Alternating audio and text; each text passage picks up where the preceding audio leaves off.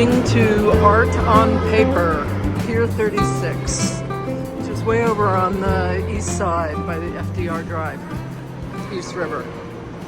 Okay, here we are walking towards the Pier 36 for the paper show. Art on Paper. We've got a little detour here. And now we're walking north. That's the East River.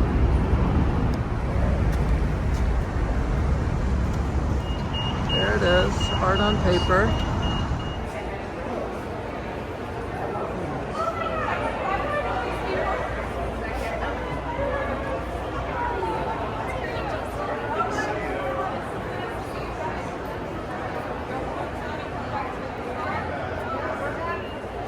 This is really interesting. This is quilting with a photo image somehow transferred onto, oh no, it's cut out and then put on top.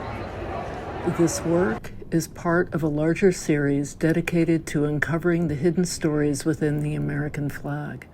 I titled this piece Grace Wisher to honor a lesser-known figure in the story of the Star-Spangled Banner.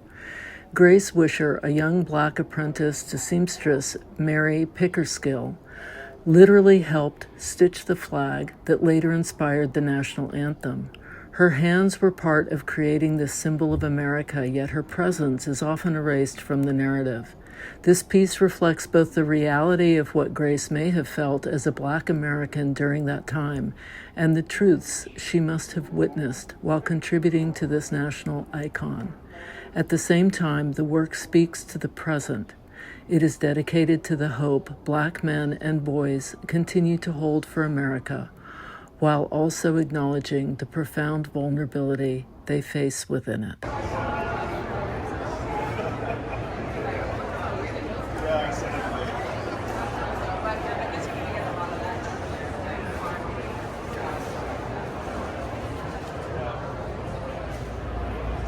Are you Lamina Project or yes? Lamina. Let me butcher the name of the gallery with the gallery owner here. No. So these are cool. These are so they start with an inkjet print and then these are with a woodblock print. Oh, woodblock print. So it's carve the wood and then do a print of it and then it's that strike into it and make them all unique. So you can see some of them are repeating the underlying image. Yeah. But then by doing the hand painting, some are diverging. Yeah, it's cool. And then this is a different technique or similar? This is combining photographic technique with painting. Okay. So the underlying image is a black and white image that's a photograph. Okay. And then it's hand painted over that. I see. And then this looks like it's just been expanded so you see the pixelation. Exactly. Yeah. So the idea of getting like deep inside, this is based on a cell. So getting deep inside the cell. A microscopic view. Exactly. And then when you get so far deep into it, you get things are become like individual pixels and everything's made up. Yeah, there's a lot of cellular structure stuff going on here. Well, that's kind of the idea behind the gallery is all science-based. Oh, really? Okay. Imagery that all the artists use. This is particularly interesting to me, anyway. Yes, it is. Well, the artist's name is Almuneda Fernandez. She's from Spain. Okay. And this work in particular is some sculptures, wall sculptures that she does with gas and paper clay. With gas? Gauze. Gas Yes. and paper clay. Okay. So if I go really close, I'm going to see the gauze. Everything is done organically. There is no wire or anything. So she's somehow applying paper to the gauze and then manipulating it and letting it dry. Correct. That's really interesting. And in this particular series, her inspiration is the sea. Yeah. And as you can see, they look some kind of like a shell. Yeah.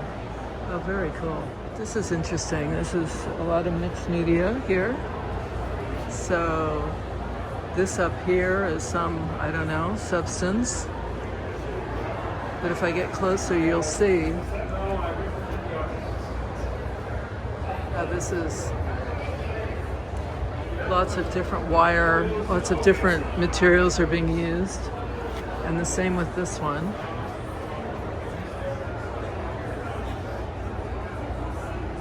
So you can see the jagged edge of the wood. And then this is wet felting. Sharon Parker. Kind of a triptych, which is cool.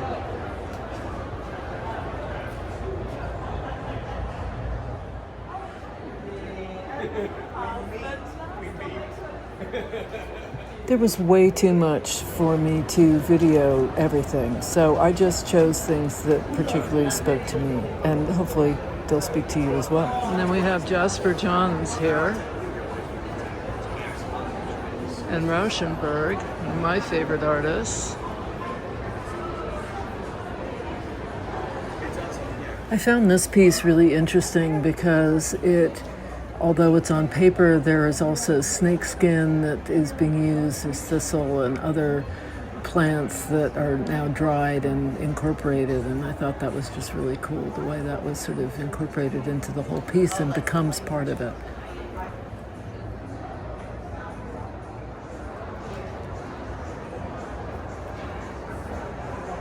They have a Jesse Crimes feel to them.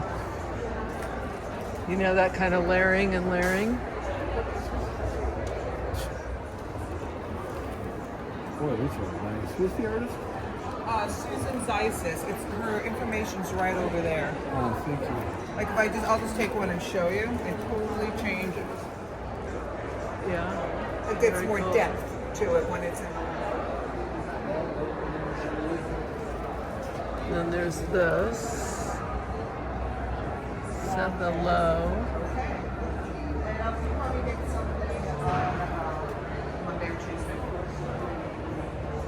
This, I think, is my favorite so far. Hanging in like a, I don't know, it's like a beverage area.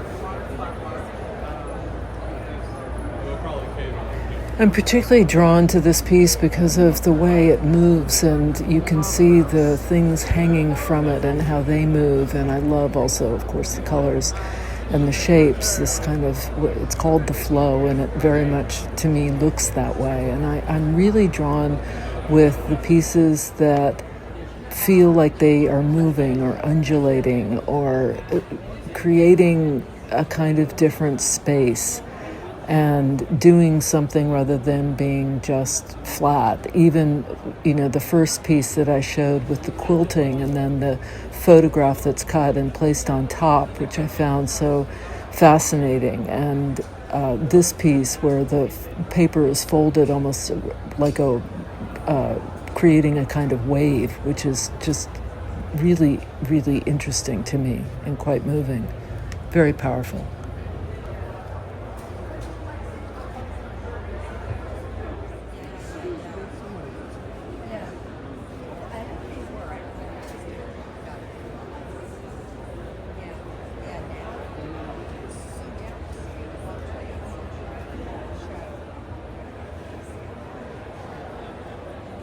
I'm also drawn to the collage, but also any of the pieces where there's mixed media being used. Those I found just really exciting, and it gave me a lot of different ideas. This one with the corrugated cardboard behind it, which I just loved that they used that, and then the other materials being incorporated as well was really exciting, and how it comes sort of off the frame, out of the frame, coming at you kind of thing is really cool. I love it here. The top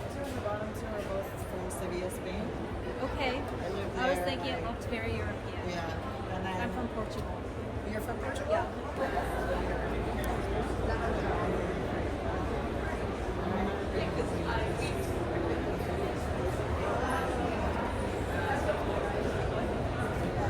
This is the artist of this work, these, and these over here. pieces, And she was yeah. just explaining to me that she mixes oil with wax. Yeah, this year I started working smaller. It's because I travel a lot and I work on paper and I mix oil with cold wax, 50-50 from the get-go, and I scrape it on with silicone bowl scrapers that chefs use. Right. And I just layer and use stencils, and sometimes I stick things on, like this is a rice paper print. I also have a big printing press. I'm a printmaker, so this is a rice paper lithography print from using plywood.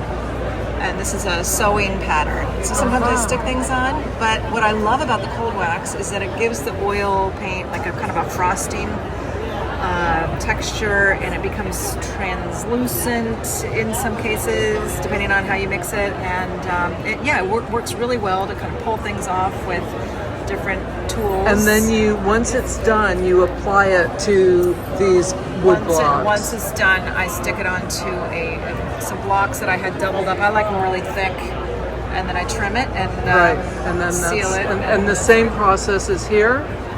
Yeah. So, and I make my own stencils, and I'm really inspired by. I live half the year in Mexico. I'm inspired by the ocean and whales. Where in Mexico? In Cabo. Oh, in Cabo. Yeah. How lovely. It is. It's great. So I kind of invent my own little landscapes. This has almost, I was going to say this has very much a landscape, sort of ocean feel to it. That's very cool. Thank you. Thanks for How long stopping have by. you been? How long have you been doing this? I have been painting my whole life, but I have only really focused on this in the last year since I moved down to Mexico half the year, and I really wanted to start working smaller so I can transport them back and forth a little bit easier. And the artist's name is Elizabeth Stern. So great. Okay. Thank you so much. Thank you.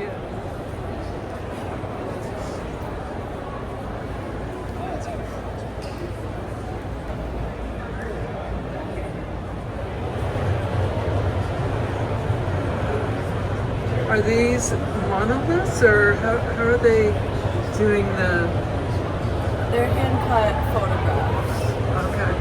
So her methodology, she basically walks around Milwaukee, which is where the gallery is from and where she's from, and then takes photos of manhole covers, and then she also did the Arrow series, which is a little bit similar. Okay. And they had like leaves and litter and debris, and then she clears it off, and then she re-photographs it clean, and then she cuts the litter and the leaves back into it. That is really funny. And some of them are like paper airplanes that she'll throw down to, like that one there. And this series, she had taken a walk around and was throwing airplanes, and when they landed on the arrows, she'd photograph it, take it off, photograph it. So there's a sense of humor here. Yeah, so That's great. I love it. But And her also name is Jill Sebastian. And these ones are a little bit older. She's done this series more recently. These ones are from the early 90s.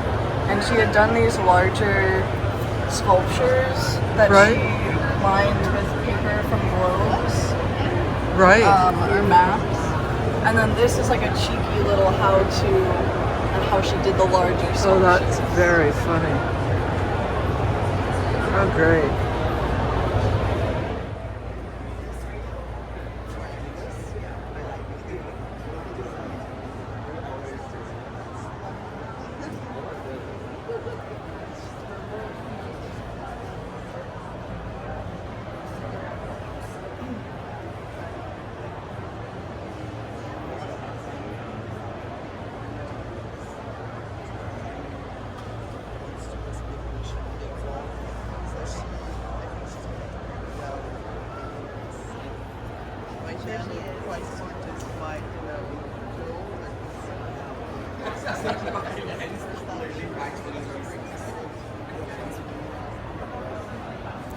Many of you will recognize Susanna Bauer's work, which here it is with her leaves and the stitching that she does around and on them, and it's very, very cool. And a lot of you sent me images of her work, which is how I actually came to know of her.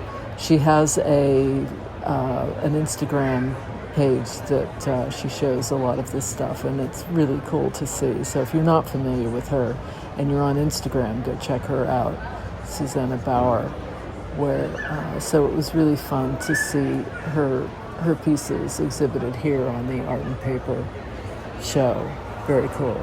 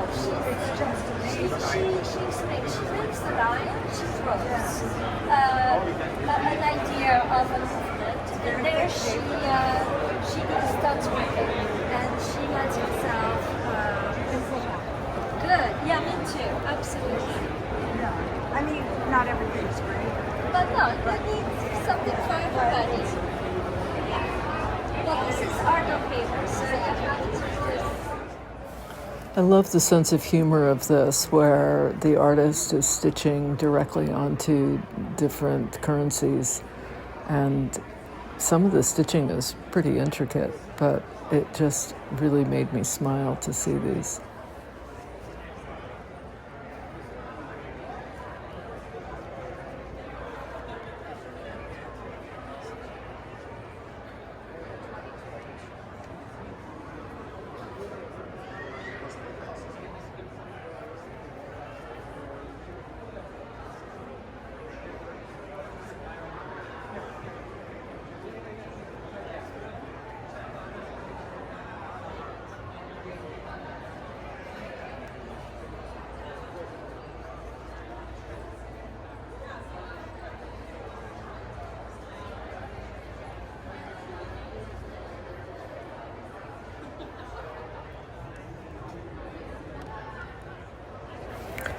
This artist, Nina Kachadorian, I hope I'm not butchering her name too much, is called Fake Plants and Other Curiosities. And the work is using materials collected from the factory floor of Finch Paper, the paper mill adjacent to the Hyde, which I guess is the Hyde collection in Glens Falls, New York. The paper mill was founded in 1865. Finch Paper was integral to the development of the Hyde collection as one of the Northeast's premier small museums.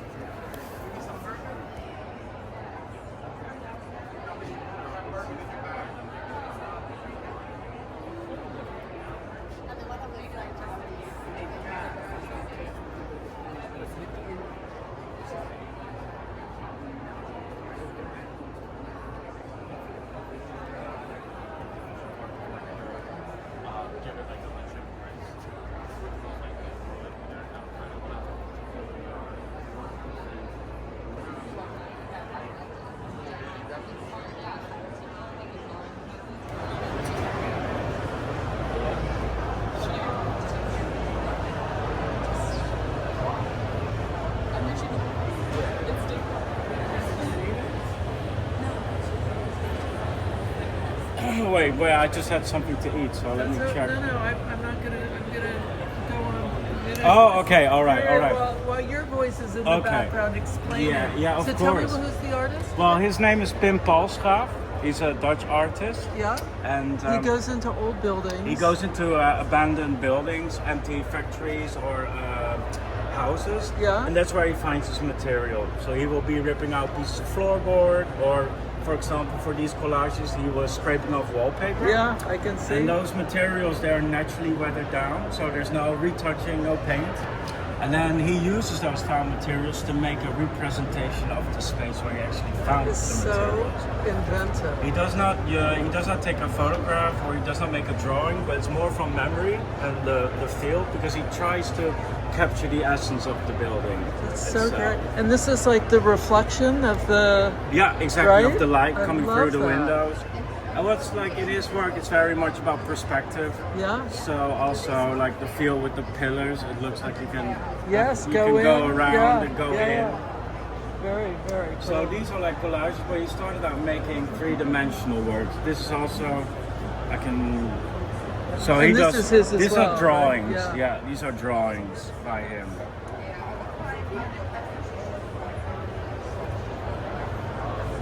So, for example, he also makes large-scale Oh my God. installations. Oh my goodness, that's huge. That is, they're massive.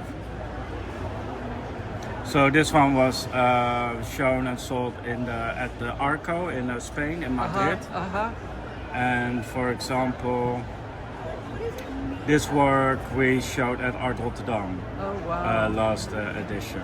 Oh, how great. And this, Wow, this is that's about like amazing. 5 meters wide, That's incredible. 3 It's meters really, high. really powerful. It is. And what he does, he plays with a perspective.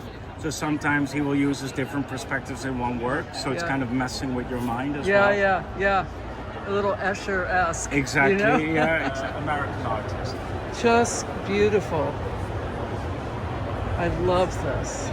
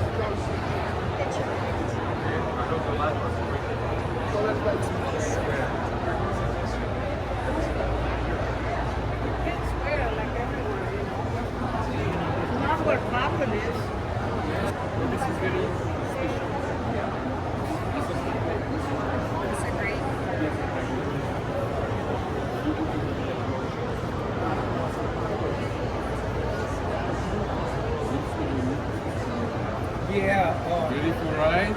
She's amazing.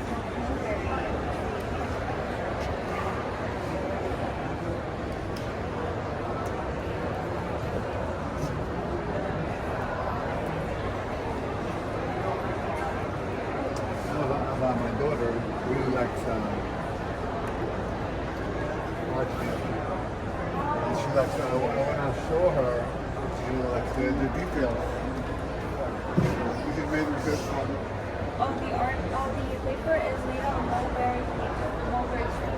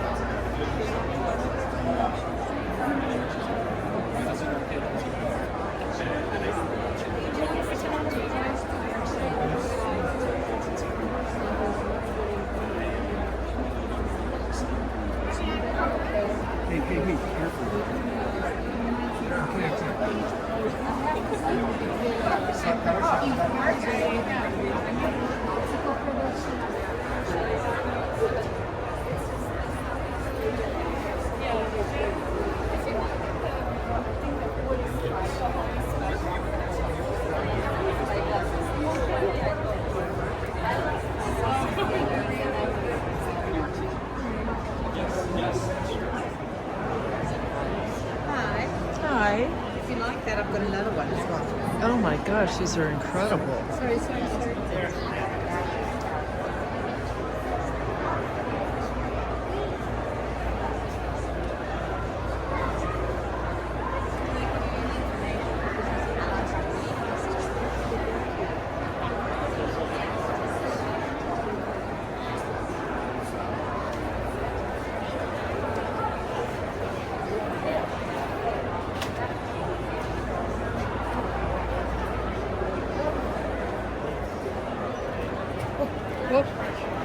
this is the flyer. But this is huge. It's about this size.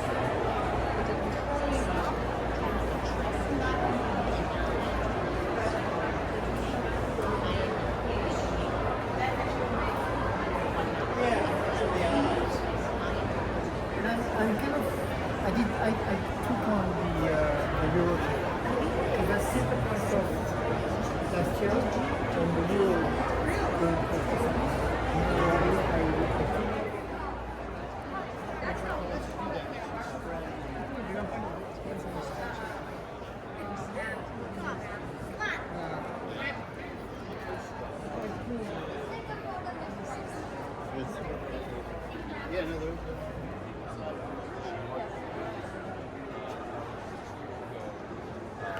It was really hard for me to get great photographs and images of some of this work because I'm doing this for YouTube, so I'm holding my camera horizontally, and a lot of the work is vertical, but and it was quite crowded.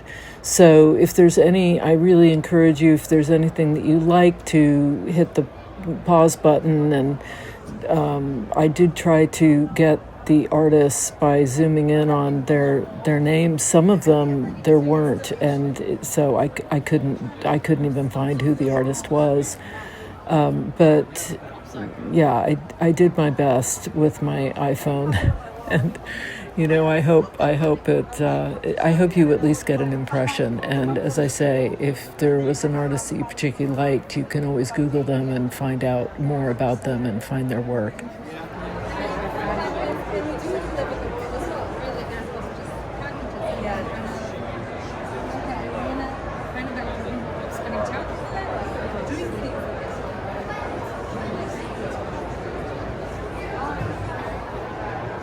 Let it punch you in the face. Not take a picture. I need memory.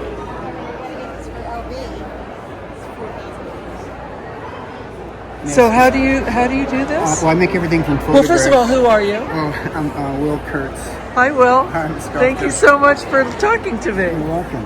Yeah, so I make a lot of fake people, and I'm doing a lot of dogs.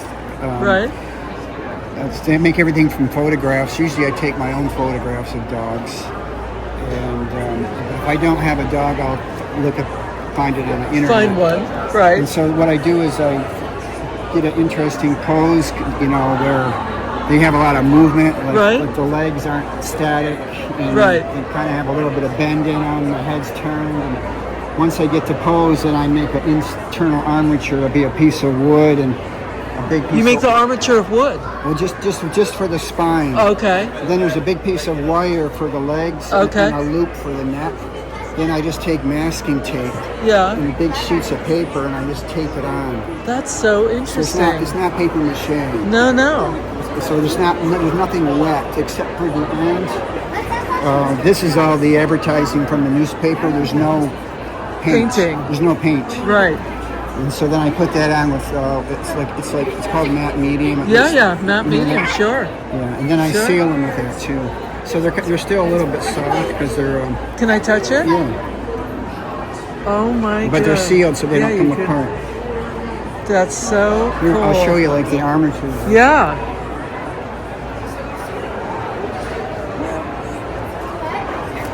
Okay, so there's the armature. So that is some really thick.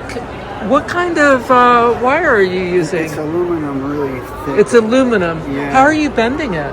Just pliers. And just string. I have to use like bolt cutters to cut it. Yeah, yeah. So thick. And then you're doing duct tape. Yeah, and the masking tape like this.